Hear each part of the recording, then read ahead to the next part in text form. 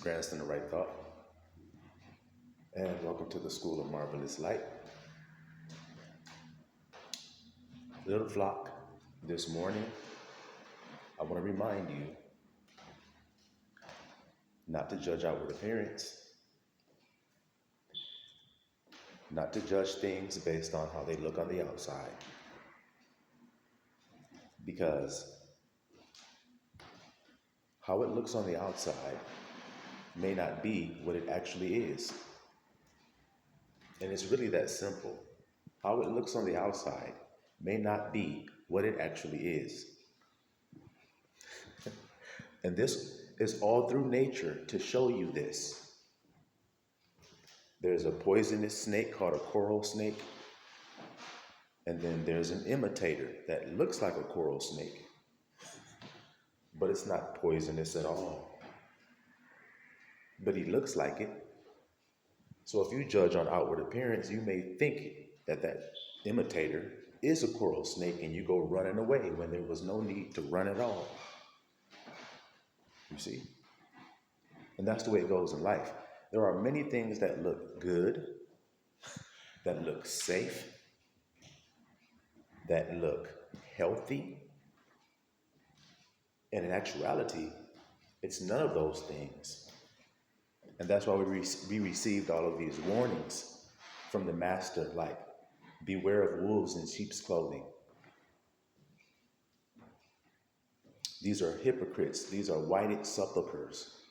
And when you hear those words, you notice it's not like beware of squirrels in sheep's clothing.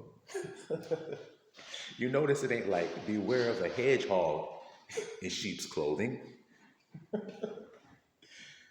It's a wolf acting like he is sheep.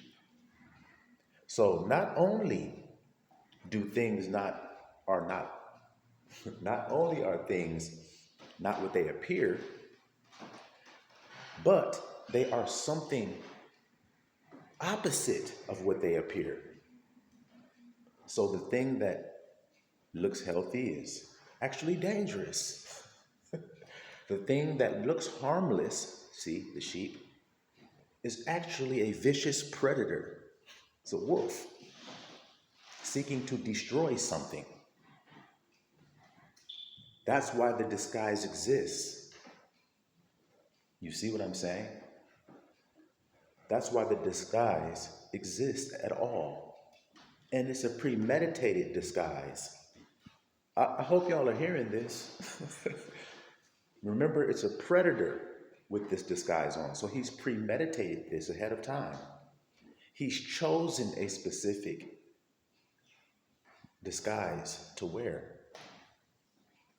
So let's see. If the wolf wanted to eat up some sheep that day, what kind of disguise do you think he put on? See what I mean? It's a premeditated thing. I'm putting this on because I want to allure my prey. I want my prey's defenses to be down. I want him to feel safe around me. This is the thoughts that wolf had to be thinking. So if Yahusha told you that there are wolves in sheep's clothing, what he's actually telling you that there are people who disguise themselves as harmless, as a friend, as someone you can trust, as someone just like you. But meanwhile, they're a predator seeking to devour you. That's why they're gaining your trust. Now, how many of you, well, I don't have to ask you if you're elect. All of you elect have suffered narcissistic abuse, either from your family members or from your coworkers or from your peers or from your girlfriend, your boyfriend, whatever the case may be, you suffered narcissistic abuse. Now, this narcissist is that wolf. Now, I'm going to ask you to prove this. Did that person come into your life and display themselves as a wolf when they came in, and that's why you got with them and you married them and had children with them and all this other stuff? Entered into relationships with these people? Or is it because they disguised themselves like they were like you, fun loving and kind and generous and thoughtful and caring and tender and forgiving? That's qualities of a sheep. So, in order to gain your trust, let you move in with them or them move in with you, or you guys have a relationship and all that, they had to disguise themselves as though they were you. Now, let's search the scriptures a little bit further and see if it all jives together. Abba says that it's not even strange that they do this because even Satan disguises himself as an angel of light. Now, in order to understand this, you have to understand who Satan is. And what does angel mean? An angel of light. And what does light mean? You have to know what those words mean in order to understand what I was telling to you.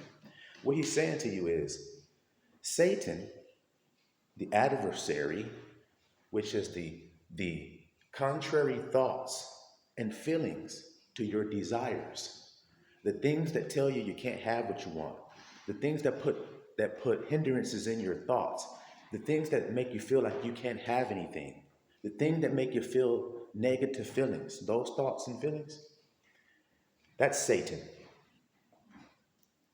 And so he has to disguise himself. In order for you to accept his thoughts, he has to disguise them as though they are true. Fear, false evidence appearing real. He has to convince you that it's true, or in other words, it's light. He has to disguise it as though it's light. No, no, no, no, don't do that, because if you do that, you'll die. It sounds good, it sounds true, but it's actually not true. See what I'm saying? Oh, you'll never have that because of this, man. You're that and you're this, so you'll never have that. It's not possible for you. That's Satan.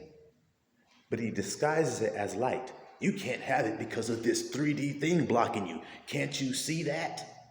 Blocking you? Yeah, I hear the wind of the waves, you see, but my faith tells me that I do have it already. That's how you fight Satan, with the truth of light.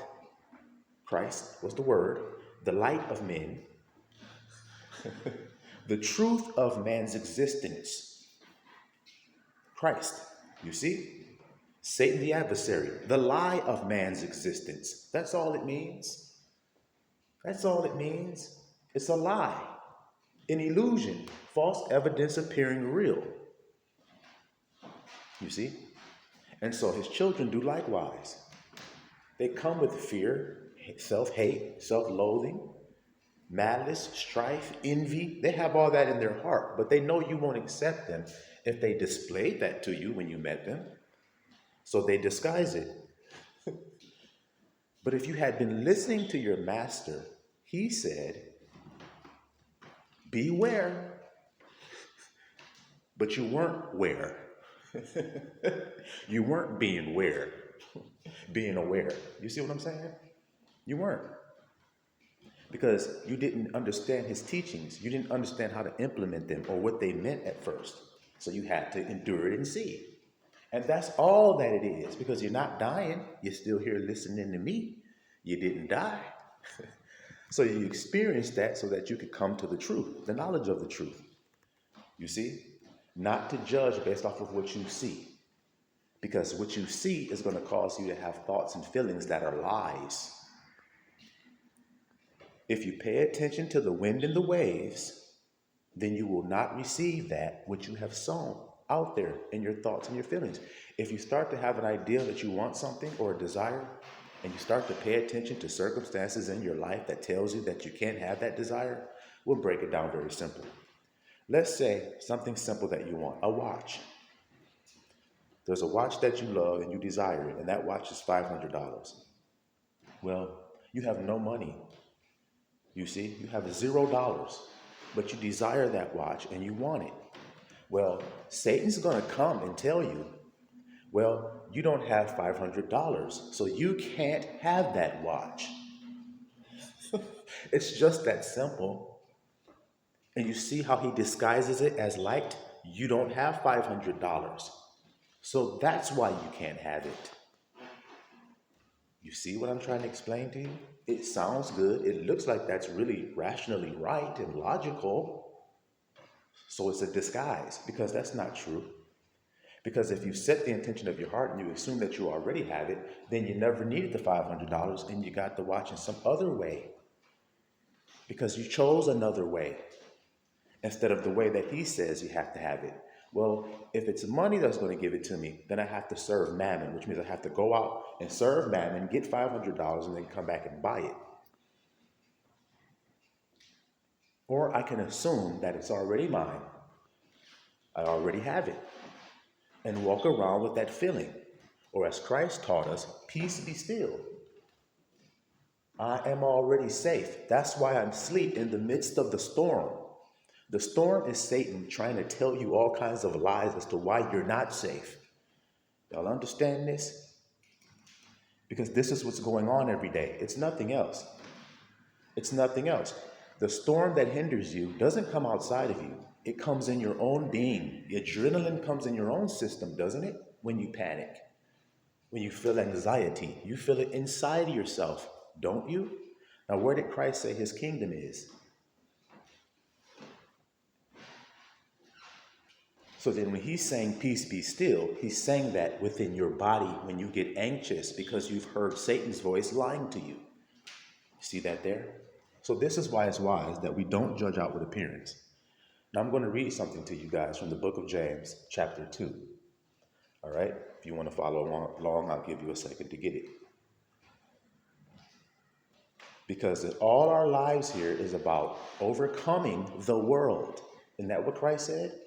Fear not, for I have overcome it. Fear not. And then what does he say in Revelation? He who overcomes shall sit in my throne with my Father where I am. Have the same authority. If you're sitting in his throne, don't you have the same authority?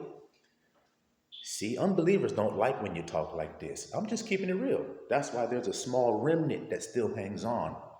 That's why it's only a few shall find it. Because people are offended at that. What are you, being a man, maketh yourself equal with God? He made me equal. He said, if I overcome all your lies, all of your false fear, false evidence appearing real and all this, if I overcome all of that, then he'll make me sit in his throne with him. And he also called me in another place a joint heir with him. Joint heir. So why are you lying to me, trying to make me less? Because you're a hater. That's all. You're so worried about what I think about I am, you can't even focus on your I am. You're too busy trying to stop me. What did Christ say about the children of the devil? You block people from entering into the kingdom, and you yourself don't enter in. See how it's all connected? So let's read James real quick.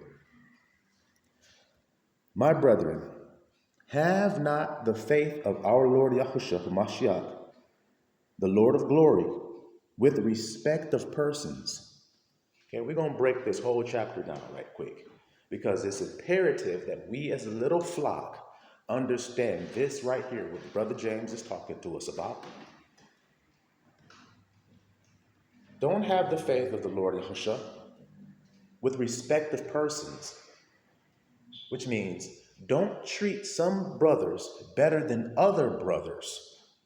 Treat all your brothers the way you want to be treated. Don't only do that for some that you like, or some because they look good, or some because they're attractive, or some because you want something from them, or don't just do like that. Be fair. Live with equity for all. For if there come unto your assembly a man with a gold ring in goodly apparel, and there come in also a poor man in vile raiment. I told you we're going to break this down, the whole chapter, each verse, line upon line, we're going to break it down. So if you had a church or a group or a clique or a peer group or a support group, whatever you want to call it, and there comes in a man, he has a gold ring on, and he's using that as an example. What he means is a man that has rich clothing on, whatever that is in modern day terms. Dude walks in with the most expensive clothes on, the stuff that you think is nice and expensive. He's got all that on, all the nice jewelry, diamonds glistening and everything. You automatically start to have more respect for him.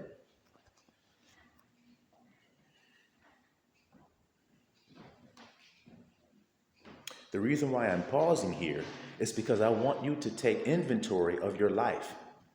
I want you to look at your life. I want you to look at how you have treated people based on how they were dressed or how much money they had. How did you react to them because of that?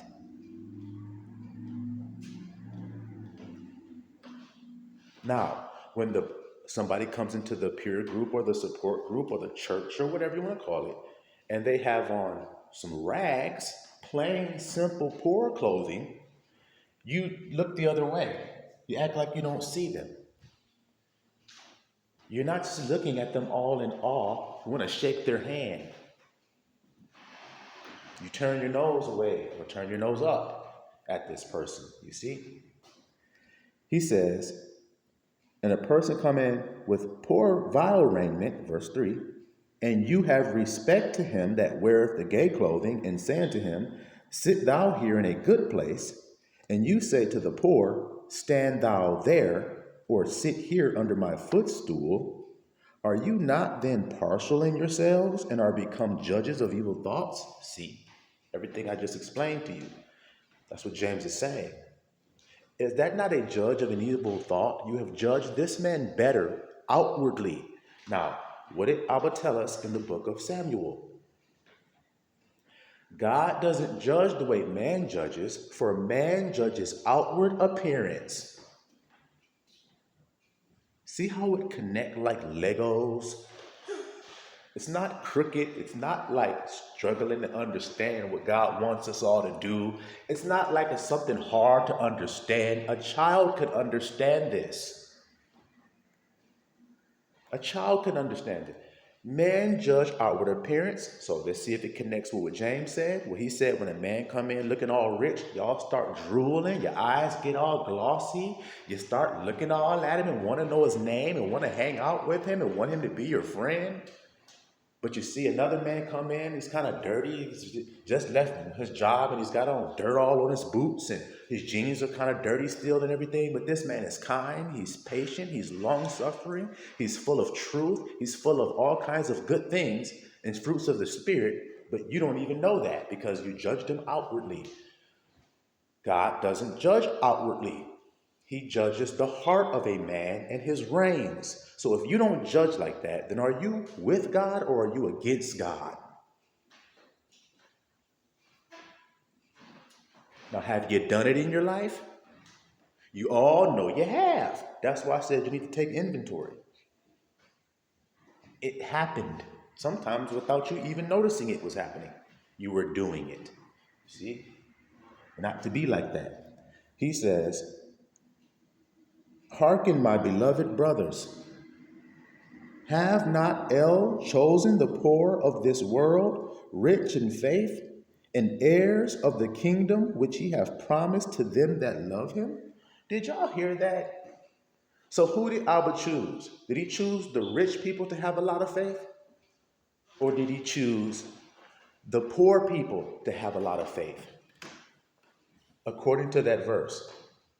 Now, without faith, it is impossible to please God. Lego time, click. You see what I'm saying? It's not hard to understand. Abba has chosen the poor, the ones that you would look at and say, oh, they're not good. They're dirty. They don't even know how to even dress right. They don't have any money. They're not blessed by God. But you don't know that God's blessings are not outward, they're inward, and they're called the fruits of the Spirit. Because if you are a branch that is unfruitful, what's going to happen to you? So if you don't bear any fruits of the Spirit, then you are going to be cut off from life. You're going to be cut off from the land of the living. So then why do you judge a person as good if they have 3D riches? Why is that? He says, he has chosen the poor of this world, rich in faith, and heirs of the kingdom which he hath promised to them that love him. If you overcome, you'll sit in my throne. Now, why is it that the rich man don't have a lot of faith, y'all? Why is that? It's obvious. It's because he believes that his riches will give him the desires of his heart. That's it. He believes his money will give him the comforts that he's looking for, will give him the things, happiness he's looking for. He believes all of that comes from his money. So he doesn't use faith in his life. He uses money to get the things he needs. But the poor man doesn't have money to get the things that he desires. He has to use faith to acquire the things he desires. What is faith? The substance of the thing hoped for, evidence not seen. Now, if you rewind this video, you'll hear what faith is, because I described it earlier when I said there's something you want and a watch you want, and you don't have the money. Well, faith, how do you get it by faith? The substance of the thing hoped for. Substance means the feelings I feel if I had that watch. I start to feel that. And once I feel that, I have the watch, because that's what would happen if I had it on. I would feel this feeling. So let me just feel the feeling by faith, because it's the substance of the thing hoped for, evidence not seen. So I can't see it and then feel the feeling. I have to feel the feeling, then I'll see it.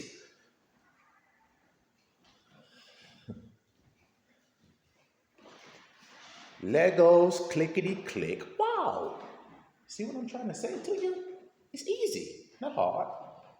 He says, my burden is easy, my yoke is light. Now, what do you think it is? I'm proving it's light and easy, see? He says, hearken, my beloved brethren, he's chosen the poor of this world, heirs of the kingdom which he hath promised to those who love him. But you have despised the poor. So the Abba's chosen ones are despised by the world. That's what he just told you. Now, what did Christ say? Marvel not if the world hate you. Love those who despitefully use you. Do good unto those who would do evil unto you. Render good for evil and not evil for evil. If you have to do all of this, loving people who despitefully use you and praying for those who hate you and all this other stuff, he's proving that you're going to be, what's the word he said there? Despised. See what I'm saying? He's proving it. So when you come to this world, you're despised because you're physically poor. His chosen ones, he just told you, he's chosen the poor in this world. People that don't have all the riches of the world. He's looking for faith. What did he say? When the Son of Man comes, shall he find faith? See what I'm saying to you? He says, do not rich men oppress you? He says, why do you hate poor people? Because I can assure you that there is no poor person on the earth who is oppressing you, who's keeping you from having the things you want. I can guarantee you that. There is no poor man on TV right now saying, you got to put this mask on when you go to the store. All right, nigga got on rags and everything. He's got beer bottles all behind him and syringes all on the ground where he live at and everything, and trash everywhere. And he's got a microphone and a little speaker down there. And he's on YouTube going, now when you guys get up and go to work, I need to make sure you're all vaccinated first before you go in there. He's not doing that. He has no power, no sway over your life. But the rich man, who, if you turn your TV on, all those people who are passing laws, are those poor people? All these people who are putting in executive orders and mandates and telling you what you got to do, and are these poor people? People that are oppressing you? People that are deciding your wages on a daily, on your weekly or bi-weekly job? Monthly, or whatever it is, who decide how much you get paid? Do poor people decide that for you?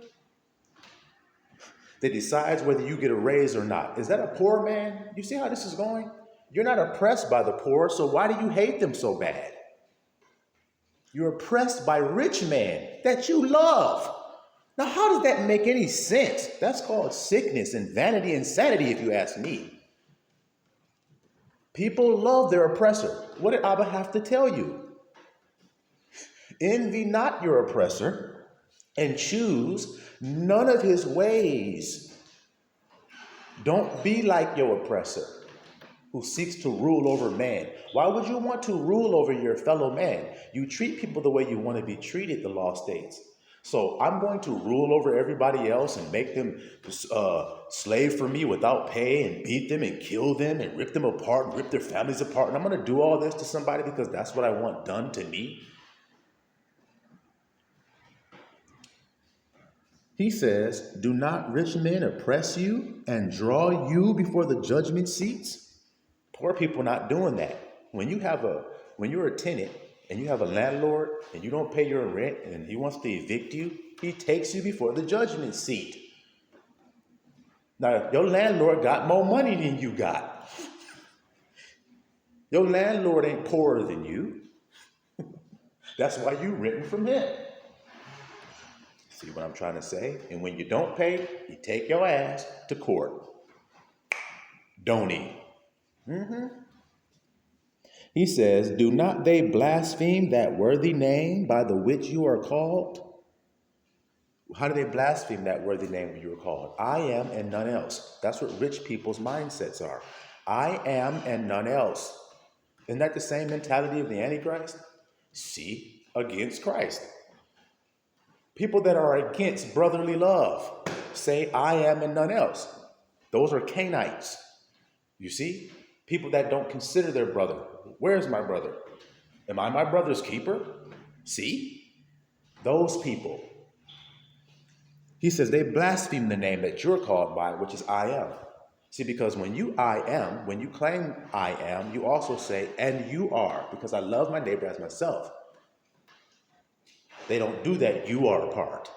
They just say, I am, and there's nobody else to think about. As long as I have the things that I need, then I'm happy. See? He says, watch the next verse. If you fulfill the royal law according to the scripture, royal law, thou shalt love thy neighbor as thyself, you do well. Does it change from what Christ told us to do when he says, I give you a new commandment? So we had a law, and now we have a royal law. We have a new commandment, which is what? To love your neighbor as yourself. The same thing James just said right there. Rich people don't love their neighbors as themselves. They love themselves more than their neighbor. See how easy that is to understand? So you see how easy that is to understand? When you judge outward appearance, then you judge it unrighteously. You see? Let's continue. He says, verse 9, but if you have respect to persons, you commit sin. So soon as you start putting one above another because of some outward circumstance, you're in sin. Because you're not loving your neighbor as yourself. As soon as you do that, you're not. You're living with iniquity. And what did he say? Depart from me, you workers of iniquity. Now y'all should understand that a whole lot better. People who are judging some better than others unrighteously because of something that has nothing to do with their character. Y'all are falling in love with people based off of outward appearance. Has nothing to do with their moral capacity. Nothing to do with their emotional intelligence at all. Nothing to do with whether or not they even know what love is or not. I love you. I love you. Do you know what love is? Then they give you some answer that's not even what love is, and you still let them in. Because how he look on the outside. He looks harmless. Yeah, sheep do look harmless, but wolves aren't. Well, why are you saying wolves aren't? I'm looking at a sheep. Because that's not a sheep. Look deeper. Sheep have certain qualities that are innate. Check and see if that little sheep has those qualities that are innate. Or in other words, check the spirits to see whether they are of God. Lego time again. Click. What I'm saying is, it all goes together like a beautiful tapestry, if you ask me. It's very simple. This whole Bible, the whole word, encapsulates into a simple principle that man should live by, which is that he love his neighbor as himself. Now, if you love your neighbor based on outward appearance, then you're loving yourself based off of outward appearance. Now, are people doing that in the world? Do they feel good about themselves as long as they have a face full of makeup on, they have a Balenciaga outfit on, some type of expensive ass boots on, some type of weave on their head, all outward things that have nothing to do with your moral or intellectual or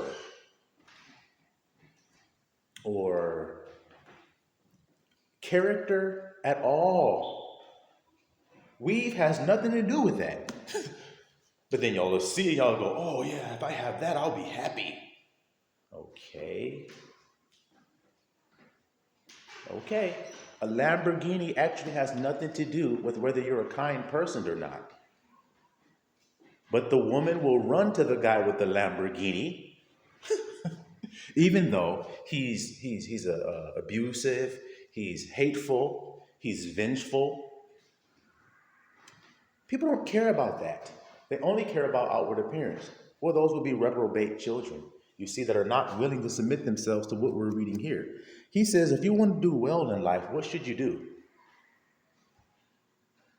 Love your neighbor as yourself. Now, when that man came to Christ and he said, what must I do to have eternal life? And Christ said, keep the commandments. And the guy says, well, I have.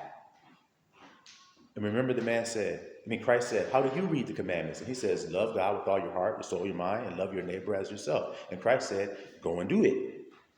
Did he say some more stuff? Did he say you got to do more after you've done that? After you love God with all your heart, your mind, your soul, and love your neighbor as yourself, then you got to do this, then this, and then this, and then this, and then this. That's not what he said. He said, yep, that's right. Go and do that. But he said he was a rich man. Y'all see how the stories are so concise that there's no break in nothing that's being said between James all the way back to what Christ was dealing with that rich man? See how James is addressing the same issue? The rich, they have a problem. They cannot love their neighbor as themselves. They like to be in the penthouse suite, but they don't care about their neighbor being up there. They only want themselves up there. I am and none else. See, I'm the king of the pyramid. You see, while everybody else down there, I stand on top of their backs. You're workers of iniquity.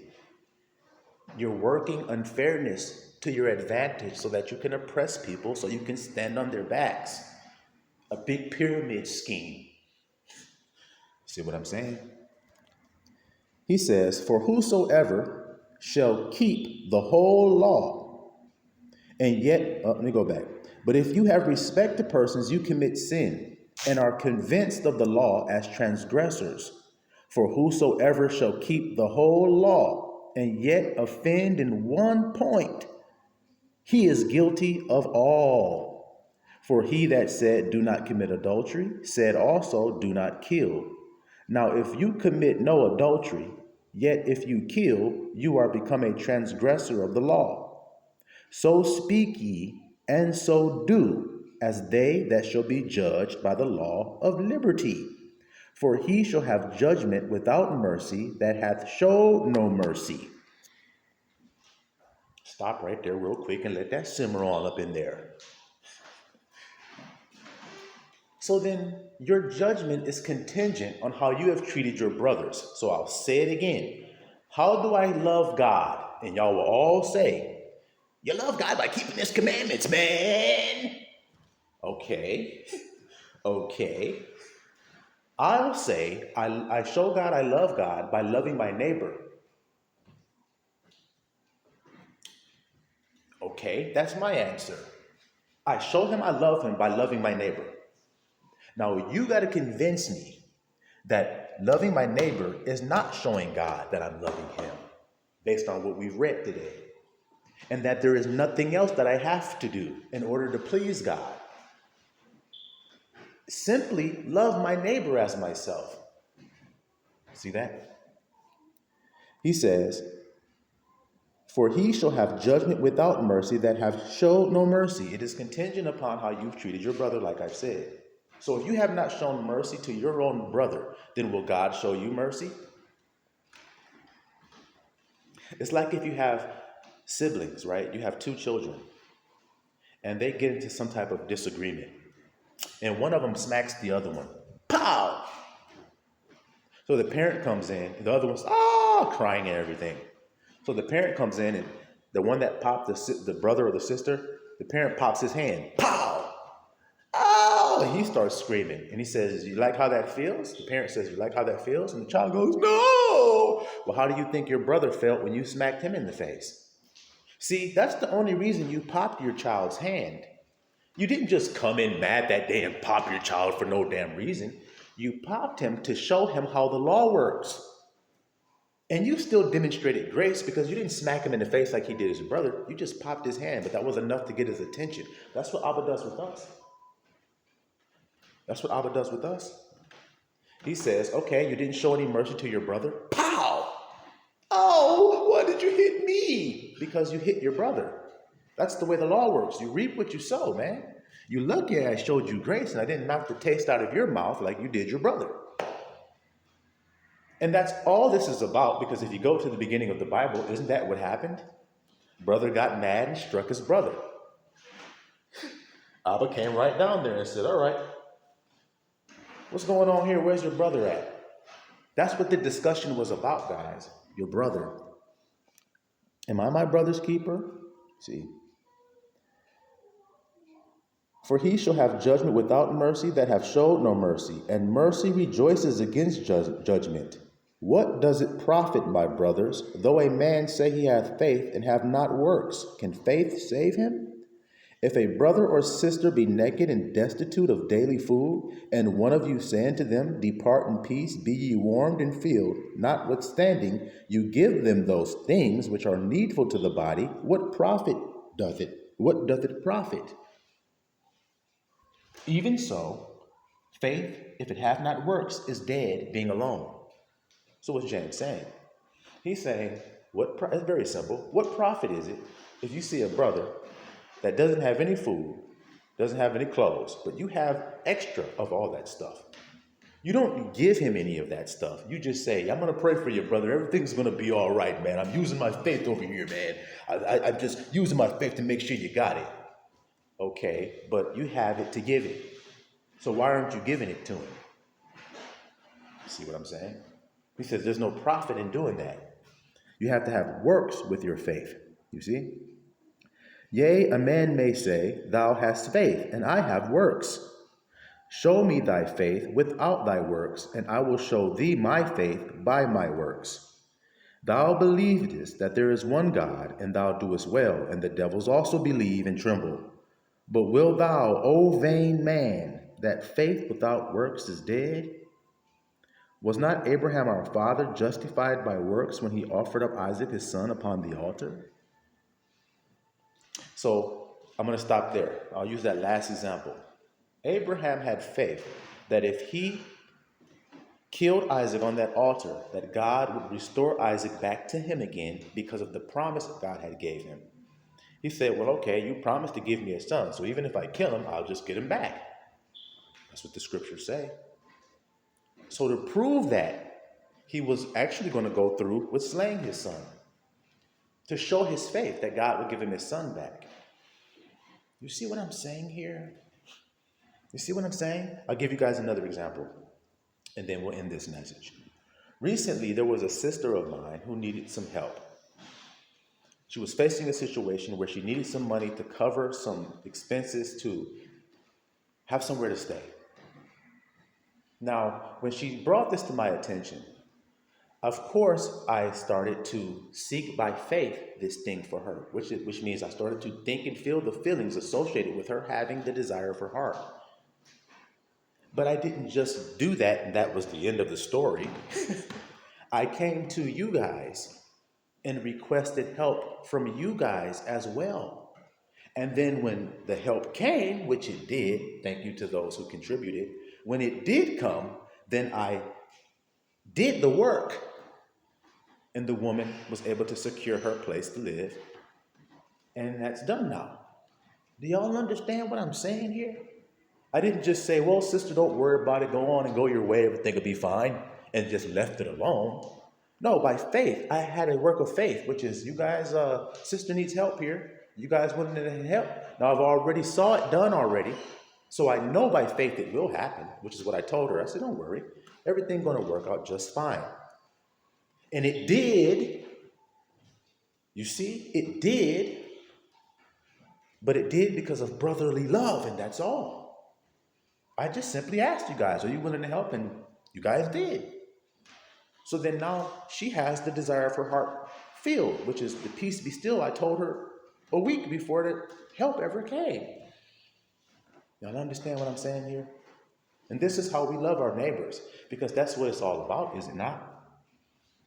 Not judging and having partiality in respect of persons because of how something looks on the outside. You see? So before I finish this, I'll read one last couple verses. Chapter 5, verse 1. Go to now, ye rich men, weep and howl for your miseries that shall come upon you. Your riches are corrupted, and your garments are moth-eaten. Your gold and silver is cankered, and the rust of them shall be a witness against you, and shall eat your flesh as it were fire. You have heaped treasures together for the last days. You hear that, guys? So there are people prepping, running around right now, heaping up treasures, grabbing up stuff and hoarding it all up and everything, when you're supposed to actually be giving all that to your brother. That's the ark of safety. That's Noah's ark today. It's loving your neighbor as yourself. That's how you will rise above the waves that are going to consume. He just said going to eat your flesh like fire. That's hell. Their riches are going to witness against them, and that's going to eat them up. That they didn't share it. You see, they stored it up. I'll be safe. I will be safe. I am safe and none else. Well, that ain't going to get you in, brother. That ain't going to keep you safe. You got to give your life up. You see? He says, behold the hire of the laborers who have reaped down your fields, which is of you kept back by fraud. They crieth, and the cries of them which have reaped are entered into the ears of the Lord of Sabaoth. Lord of hosts, armies. He heard it. So the poor people were crying out because of you rich men that are hoarding up everything. And that's why God's going to bring down judgment, because of their cry. You didn't read about Egypt? What were the children of Israel hollering about when they were in Egypt? Their oppressor. Now, is there a place called spiritually Egypt in the end times, where there are the people of God who were bent over with a whip cracked over their back, reaping the fields of the rich men? Look how this goes. I mean, isn't it just obvious here? He says, behold the hire of the laborers who have reaped down your fields. Were there not Negroes in the cotton fields of the South in America, reaping the fields of the rich men who kept back their wages by fraud? Let's see if the Bible actually added that. Which is of you kept back by fraud. They crieth. So them same slaves cried. The same slave that was in Egypt, just like they did. That's what the Negroes right here in America have done. They're tired of talking to you about justice because you won't give it to them. So they're going to cry to Abba for justice, which is what they're doing right now. Just like they did in Egypt. Just like they're doing here in spiritual Egypt. They took the chains off and they said, okay, you're not a slave anymore. Now go to work for me and work for wages. Well, those wages are just like being a slave because they don't cover the cost of living, nigga. So you just changed it from physical chattel slavery to spiritual slavery. Yeah, but we don't want you to know that. But we do know it. And now we're crying out to our Abba. See how it goes? That's why he said, all of you who are heavy laden and full of labor, call on me and I'll give you rest. See how it connects? I told you, Legos, man. Now we done made a beautiful house. Silouan Israel.